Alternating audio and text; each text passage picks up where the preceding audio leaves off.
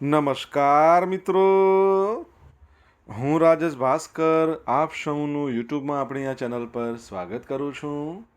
મિત્રો, આજે આપણે તારીખ 24 સપ્ટેમ્બર 2024ના કેટલાક મોસ્ટ ઇમ્પોર્ટન્ટ કરંટ અફેર અને અગાઉની પરીક્ષામાં પૂછાયેલા કેટલાક ઇમ્પોર્ટન્ટ પ્રશ્નો વિશે ડિટેલમાં ચર્ચા કરીશું, જે આપને આવનારી પરીક્ષા માટે ખૂબ જ ઉપયોગી સાબિત થશે.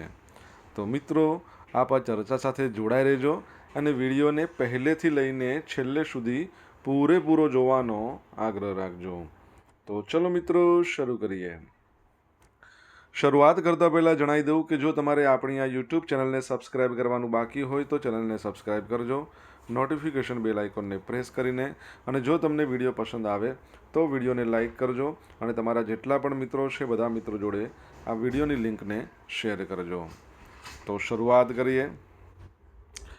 સૌપ્રથમ જોઈશું અગાઉની પરીક્ષામાં પૂછાયેલા બંધારણના પ્રશ્નો, જેના જવાબો તમારે મને કમેન્ટમાં લખીને જણાવવાના છે. વિડીયોના લાસ્ટમાં જ્યારે હું તમને આ દરેક પ્રશ્નના જવાબ જણાવું ત્યારે તમારે ચેક કરવાનું છે કે તમે આપેલા પ્રશ્નોના જવાબમાંથી કેટલા પ્રશ્નોના જવાબ સાચા છે, અને જેટલા પણ પ્રશ્નોના જવાબ સાચા હોય એનો આંકડો તમારે કમેન્ટમાં લખવાનો છે. તમને ખ્યાલ છે કે ડેલી જીકે ટેસ્ટમાં આપણે રોજ 10 પ્રશ્નો પૂછીએ છીએ, તો 10માંથી તમારા કેટલા સાચા એ તમારે કમેન્ટમાં લખવાનું છે. આ 10ની અંદર 5 પ્રશ્નો બંધારણના હોય છે અને બાકીના જે 5 પ્રશ્નો છે એ ભારતની ભૂગોળના હોય છે. તો તમે તમારા આન્સર આપો નીચે કમેન્ટ બોક્સમાં, અને હું આજના કરંટ અફેરનો પ્રથમ પ્રશ્ન છે એની શરૂઆત કરું છું. આજનો પ્રથમ પ્રશ્ન છે, તાજેતરમાં મિસ યુનિવર્સ ઇન્ડિયા 2024નો તાજ કોને પહેરાવવામાં આવ્યો છે? તો જવાબ આવશે રિયા સિંઘા. કોને? રિયા સિંઘા, જેઓને તમે ઇમેજમાં જોઈ શકો છો, અને તે અમદાવાદથી બિલોંગ કરે છે. તો અમદાવાદની રિયા સિંઘાને મિસ યુનિવર્સ ઇન્ડિયા 2024નો તાજ પહેરાવવામાં આવ્યો છે.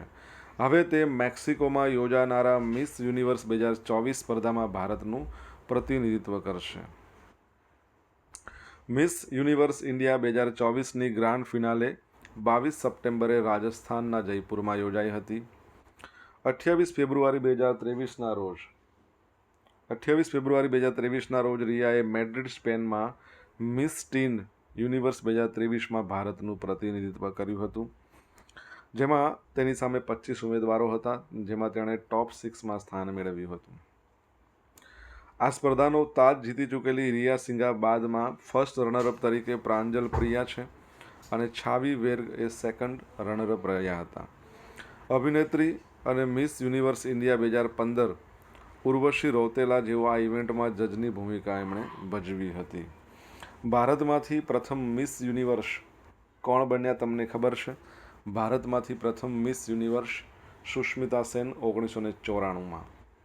ગઈકાલે આપણે ભણ્યા હતા ધ્રુવી શાહ છે, એમણે પણ કોઈ એક કોન્ટેસ્ટ આવું જીતેલા છે. તમારે જણાવવાનું છે કે કયું જીત્યા છે. જો તમને ખબર હોય તો તમે કમેન્ટ બોક્સમાં લખીને જણાવી શકો છો. સેકન્ડ પ્રશ્ન છે, આ વર્ષે એટલે કે 2024માં વિશ્વ નદી દિવસ કયા દિવસે ઉજવવામાં આવ્યો છે? તો જવાબ આવશે 22મી સપ્ટેમ્બરના રોજ, વર્લ્ડ રિવર્સ ડે. વિશ્વ નદી દિવસ જળ સંસ્થાઓ અંગે જાગૃતિ લાવવા માટે, તેમના સંરક્ષણને પ્રોત્સાહન આપવા માટે મનાવવામાં આવે છે. તે દર વર્ષે સપ્ટેમ્બરના ચોથા રવિવારે મનાવવામાં આવે છે. આ વખતે તે 22મી સપ્ટેમ્બરે ઉજવ્યો હતો. આ દિવસ નદીઓના મૂલ્યોને પ્રકાશિત કરે છે અને જનજાગૃતિ વધારવાનો પ્રયાસ કરે છે, અને સમગ્ર વિશ્વમાં નદીઓની સુધારેલી દેખરેખને પણ પ્રોત્સાહિત કરે છે. આ વર્ષના વિશ્વ નદી દિવસની થીમ છે જીવનના જળમાર્ગો. શું છે? જીવનના જળમાર્ગો. બરાબર. તમને ખબર છે આપણા ગુજરાતની સૌથી લાંબામાં લાંબી નદી સાબરમતી છે. કેટલા કિલોમીટરની એની લેન્થ છે? અને ભારતની સૌથી લાંબી નદી પૂછે તો એ આવશે ગંગા. 17નો જાદુ, 4નો જાદુ, નીતિ આયોગ, RBI, આ બધા શોર્ટ્સ છે. તમારે જોવાના બાકી હોય તો તમે જોઈ લેજો. તમને પસંદ આવે તો લાઈક કરજો, તમારા મિત્રો જોડે આ વિડીયોની લિંકને શેર કરજો, અને જો ચેનલ સબસ્ક્રાઈબ ના કરી હોય તો સબસ્ક્રાઈબ કરજો, નોટિફિકેશન બેલ આઇકોનને પ્રેસ કરી લે. આંતરરાષ્ટ્રીય દીકરી દિવસ એ પણ દર વર્ષે સપ્ટેમ્બરના ચોથા રવિવારે ઉજવવામાં આવે છે. આ વર્ષે એ પણ 22મી સપ્ટેમ્બરના રોજ ઉજવવામાં આવ્યો હતો. આ દિવસ આપણી પુત્રીઓને વળગી રહેવા માટે ઉજવવામાં આવે છે, જે આપણા જીવનમાં પ્રેમ અને ખુશીઓ લાવે છે. આ દિવસને ચિહ્નિત કરવા વિશ્વભરના લોકો તેમની પુત્રીઓ સાથે થોડો સમય પસાર કરીને તેમના માટે કંઈક વિશેષ કરીને ઉજવણી કરે છે.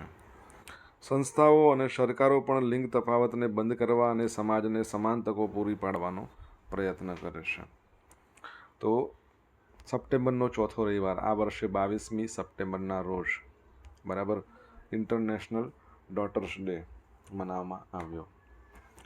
તમને ખબર છે મધર્સ ડે છે એ મે મહિનાનો સેકન્ડ રવિવાર, ફાધર્સ ડે જૂન મહિનાનો ત્રીજો રવિવાર, યાદ રાખજો. ચલો એક પ્રશ્ન, ભારતમાં રાષ્ટ્રીય બાલિકા દિવસ ક્યારે મનાવવામાં આવે છે? આન્સર આવડે તો કમેન્ટ બોક્સમાં લખીને જણાવો. લેબનોનમાં પેજર સિરિયલ બ્લાસ્ટ બાદ વાયરલેસ ડિવાઇસ બ્લાસ્ટ થયા. તો મોબાઈલ, લેપટોપ, વોકી ટોકીઝ જેવા ડિવાઇસમાં અચાનક બ્લાસ્ટ થયા, જેમાં અનેક લોકો ઇજાગ્રસ્ત થયા, અનેક લોકોના મૃત્યુ થયા છે.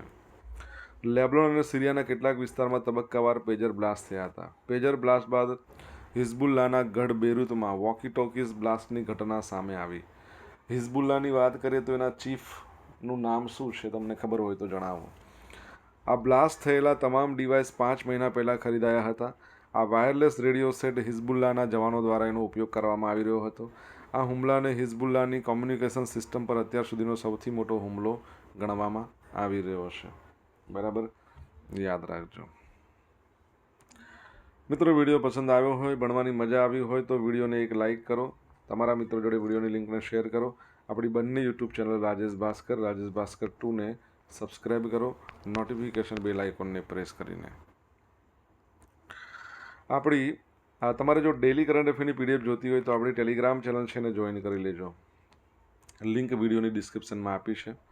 અહીંયા તમને ડેલી કરંટ અફેરની પીડીએફ મળશે અને પોલ્સ પણ રમવા મળશે. તાજેતરમાં હંગેરીના બુડાપેસ્ટમાં યોજાયેલ 45મી ચેસ ઓલિમ્પિયાડમાં ભારતે કયો મેડલ જીત્યો? તો મિત્રો, ઇતિહાસ રચાઈ ગયો છે. ભારતે પ્રથમ વખત ગોલ્ડ મેડલ જીત્યો છે. શું જીત્યું છે? ગોલ્ડ મેડલ જીત્યો છે 45મા નંબરની ચેસ ઓલિમ્પિયાડમાં. તો ભારતની સુપરસ્ટાર પુરુષ અને મહિલા ટીમોએ હંગેરીના બુડાપેસ્ટમાં યોજાયેલ 45મા નંબરની ચેસ ઓલિમ્પિયાડમાં ઓપન કેટેગરીમાં અને મહિલા કેટેગરી બંને કેટેગરીની અંદર ગોલ્ડ મેડલ જીતવાની ઐતિહાસિક સિદ્ધિ હાંસલ કરી છે. આંતરરાષ્ટ્રીય ચેસમાં દર 2 વર્ષે યોજાતી સૌથી મોટી અને અત્યંત પ્રતિષ્ઠિત ટુર્નામેન્ટના ઇતિહાસમાં ભારત અગાઉ ક્યારે પણ ગોલ્ડ મેડલ જીત્યું નહોતું. ડી ગુકેશ, આર પ્રજ્ઞાનંદ, અર્જુન એરિગેશી, વિદિત ગુજરાતી, પી હરિકૃષ્ણા, આ બધી પુરુષોની ટીમ છે. ઓપન વિભાગમાં 100 વર્ષના ઇતિહાસમાં પહેલી વખત ભારતને ગોલ્ડ મેડલ અપાયો છે.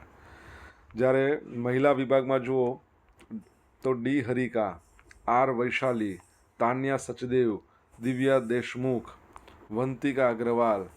તો આ મહિલા ટીમે ઇતિહાસમાં સૌપ્રથમ વખત ભારતને ગોલ્ડ મેડલનું ગૌરવ અપાવ્યું છે.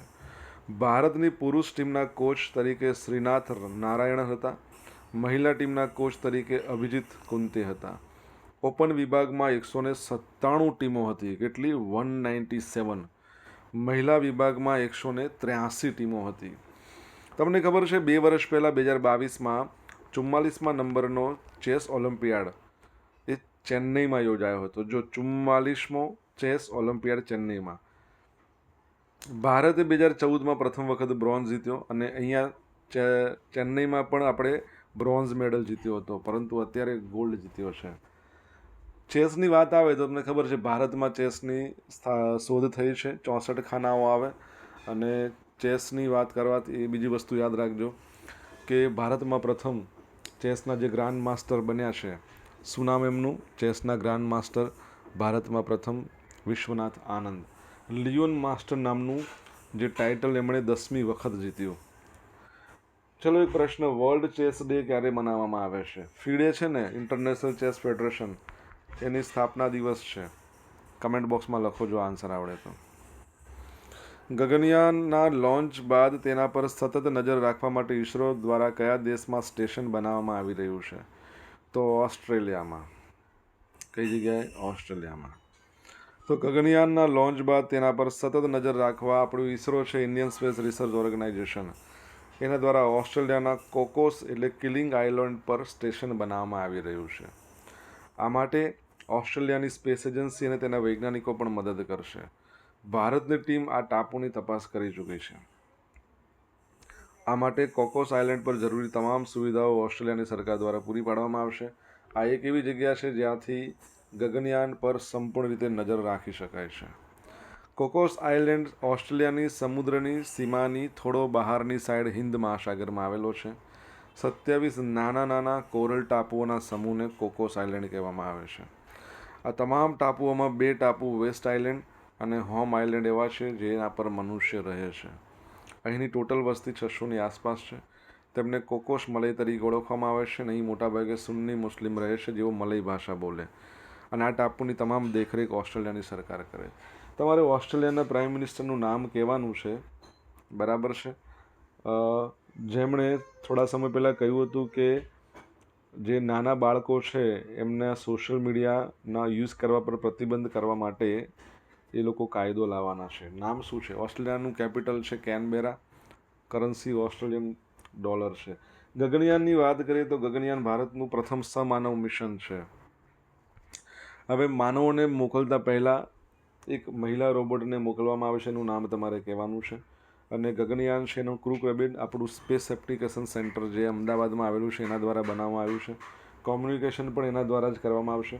ગગનયાન પૃથ્વીથી 400 કિલોમીટરના અંતરે દૂર અને 3 દિવસ માટેનું મિશન હશે, અને એવી ગણતરી છે કે આ ડિસેમ્બરમાં એને લોન્ચ કરી દેવાનું છે. જો લોન્ચ થઈ ગયું, સક્સેસફુલી બધું રહ્યું, તો ભારત એવો વિશ્વનો ચોથો દેશ બનશે જેણે આ પ્રમાણે મનુષ્યને અવકાશમાં મોકલ્યો હોય. રશિયા, અમેરિકા, ચાઇના પછી ભારત ચોથો દેશ બનશે. અનુરાગ કુમારા દિસાનાયકે શ્રીલંકાના આગામી રાષ્ટ્રપતિ બનવાના છે.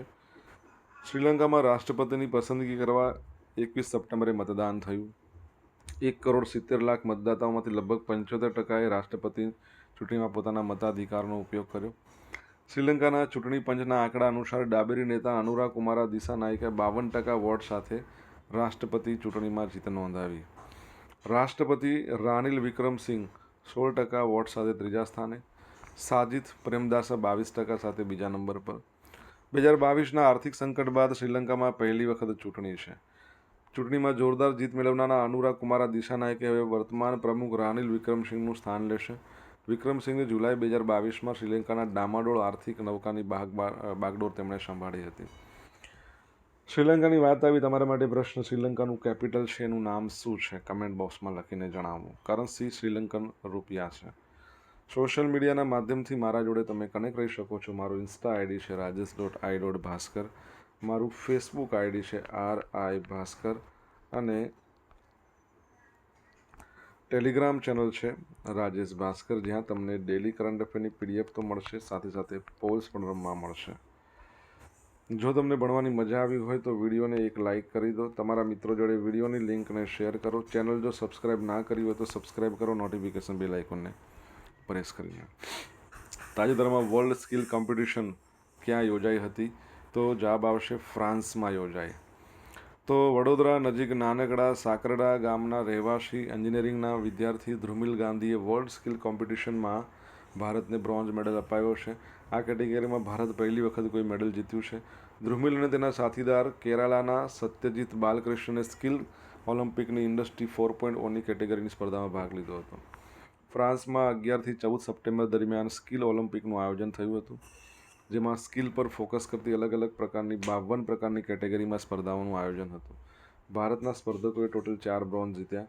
ભારત સહિત 21 દેશોની ટીમોએ ભાગ લીધો. ગોલ્ડ મેડલ ચીને, સિલ્વર મેડલ સ્વિટ્ઝરલેન્ડની ટીમના અખવાડે ગયો છે.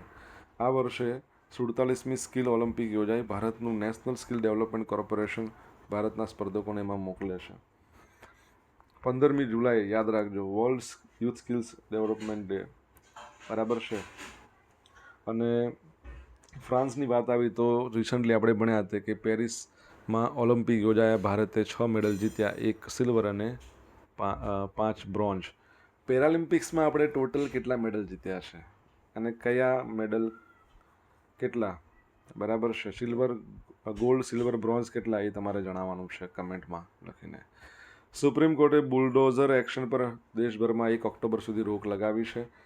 તો સુપ્રીમ કોર્ટે કહ્યું, પરવાનગી વગર દેશમાં કોઈ પણ જગ્યાએ બુલડોઝરની કાર્યવાહી ના થવી જોઈએ. ઉત્તર પ્રદેશ સહિત અન્ય રાજ્યોમાં વારંવાર થતી બુલડોઝરની કાર્યવાહી વિરુદ્ધ દાખલ જમિયત ઉલમા એ હિન્દની અરજી પર સુપ્રીમ કોર્ટે સુનાવણી આપતા એ નિર્દેશ આપ્યો. Justice BR Gavai, justice KV Viswanathan એમની બેચે આદેશ આપ્યા હતા.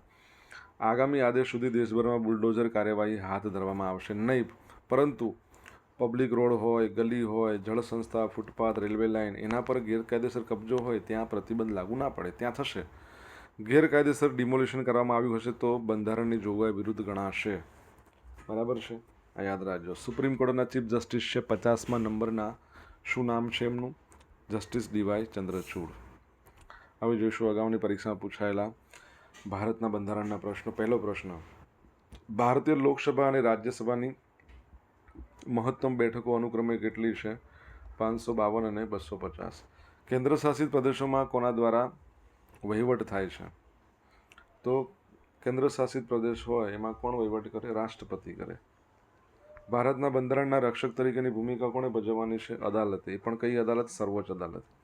એક જ વ્યક્તિ એક કરતાં વધુ રાજ્યમાં રાજ્યપાલ તરીકે રહી શકે એવી જોગવાઈ બંધારણના કયા સુધારા દ્વારા કરવામાં આવી? 7મા નંબરનો સુધારો. હાઈકોર્ટના જજ તરીકે નિમણૂક મેળવવા માટે હાઈકોર્ટના વકીલ તરીકે અથવા તો કાયદા અધિકારી તરીકે કેટલા વર્ષનો અનુભવ જરૂરી છે? તો 10 વર્ષ તો મિનિમમ હોવો જરૂરી છે. હવે જોઈશું અગાઉની પરીક્ષામાં પૂછાયેલા ભારતની ભૂગોળના પ્રશ્નો. પહેલો પ્રશ્ન, લીગો ઇન્ડિયા પ્રોજેક્ટ દ્વારા શાનો અભ્યાસ કરવામાં આવે છે? તો ગુરુત્વાકર્ષણથી તરંગો છે એનો. મિસાઇલ ટેકનોલોજી નિયંત્રણ મંડળમાં 35મા સભ્ય દેશ તરીકે કયા દેશનો સમાવેશ કરવામાં આવ્યો છે? તો આપણા ભારતનો. બાહ્ય અવકાશમાં જીવનના અભ્યાસને શું કહેવાય છે? એક્ઝોબાયોલોજી. ઝૂનો અવકાશયાનને નાસાએ સફળતાપૂર્વક કયા ગ્રહ પર મોકલ્યું છે? તો ગુરુ પર. 2015-19 દરમિયાન ભારતની 5000 મેટ્રિક ટન પરમાણુ ઇંધણ પૂરું પાડવા માટે મધ્ય એશિયાનો કયો દેશ સહમત થયો છે? કઝાખિસ્તાન. હવે મિત્રો જોઈશું ગઈકાલે પૂછેલા પ્રશ્નનો જવાબ. પહેલો પ્રશ્ન, 2022-23માં ગુજરાતનું દેશના GDPમાં યોગદાન 2.3% વધીને કેટલા ટકા થયું? 8.1%. Miss India worldwide 2024. આ તો પ્રશ્ન મેં તમને પૂછ્યો તો જવાબ મળી ગયો. ધ્રુવી પટેલ, એ પણ ગુજરાતી મૂળની છે. Miss India worldwide 2024. હવે મિત્રો આજે પૂછેલા પ્રશ્નોના જવાબ જોઈ લઈએ. પહેલો પ્રશ્ન એવો હતો, એ અત્યારે કીધું, એ ધ્રુવી શાહ શું બની છે? Miss India worldwide. શું બની? Miss India worldwide Dhruvi Patel. Second નંબરનો પ્રશ્ન, ગુજરાતની સૌથી લાંબી નદી સાબરમતી 321 કિલોમીટર. ત્રીજો પ્રશ્ન, રાષ્ટ્રીય બાલિકા દિવસ ભારતમાં ક્યારે મનાવવામાં આવે છે? 24મી જાન્યુઆરીના રોજ. ચોથો પ્રશ્ન છે, વર્લ્ડ ચેસ ડે ક્યારે મનાવવામાં આવે છે? 20મી જુલાઈ. પાંચમો પ્રશ્ન, હિઝબુલ્લાના ચીફનું નામ શું છે? તો હસન નસરુલ્લાહ. છઠ્ઠો પ્રશ્ન, ઓસ્ટ્રેલિયાના પ્રાઇમ મિનિસ્ટરનું નામ શું છે? તો એન્થની અલ્બેનીઝ. સાતમો પ્રશ્ન, ગગનયાનની અંદર મહિલા રોબોટ જેને મોકલવામાં આવશે પહેલાં એનું નામ શું છે? વ્યોમ મિત્ર. આઠમો પ્રશ્ન, શ્રીલંકાનું કેપિટલ શું છે? શ્રી જયવર્ધનેપુરા કોટ્ટે. અને નવ પ્રશ્નો આજે પૂછ્યા છે. ભારતે પેરિસ પેરાલિમ્પિકમાં ટોટલ 29 મેડલ જીત્યા. ગોલ્ડ કેટલા? 7. સિલ્વર કેટલા? સિલ્વર 9. હા 9 બરાબર, 9 આવશે. અને બ્રોન્ઝ 13. એટલે 13 ને 7 20 ને 9, 1 મિનિટ, 7 ને 9 16. હા બરાબર, 20 ને 9 29. બરાબર, ઓકે. 29 મેડલ જીત્યા ને. હવે જોઈશું ગઈકાલના કરંટ અફેરમાંથી પૂછેલા કેટલાક ઇમ્પોર્ટન્ટ પ્રશ્નો જેના જવાબો તમારે કમેન્ટમાં લખવાના. પહેલો પ્રશ્ન, તાજેતરમાં કેન્દ્ર સરકાર દ્વારા ગ્રોથ હબ તરીકે કયા શહેર અને તેની આસપાસના જિલ્લાઓને વિકસાવવાનું આયોજન કરવામાં આવ્યું? સેકન્ડ પ્રશ્ન, જસપ્રીત બુમરાહ 400થી વધુ આંતરરાષ્ટ્રીય વિકેટ લેનારો ભારતનો કેટલામો બોલર છે? જવાબ આવડે તો કમેન્ટમાં લખજો. તો મિત્રો આ હતા આજના દિવસના કેટલાક મોસ્ટ ઇમ્પોર્ટન્ટ કરંટ અફેર. સાથે આપણે જોયું અગાઉની પરીક્ષામાં પૂછાયેલા ઇમ્પોર્ટન્ટ પ્રશ્નો અને એના જવાબો પણ જોયા. આશા રાખું બધાને ભણવાની મજા આવી હશે. મજા આવી હોય તો વિડીયોને લાઇક કરો, તમારા મિત્રો જોડે વિડીયોની લિંકને શેર કરો. આપણી બંને યુટ્યુબ ચેનલ રાજેશ ભાસ્કર 2ને સબસ્ક્રાઇબ કરો, નોટિફિકેશન બેલ આઇકોનને પ્રેસ કરીને. તો મિત્રો thank you so much for watching this video. Have a nice day. જય હિન્દ, જય ભારત.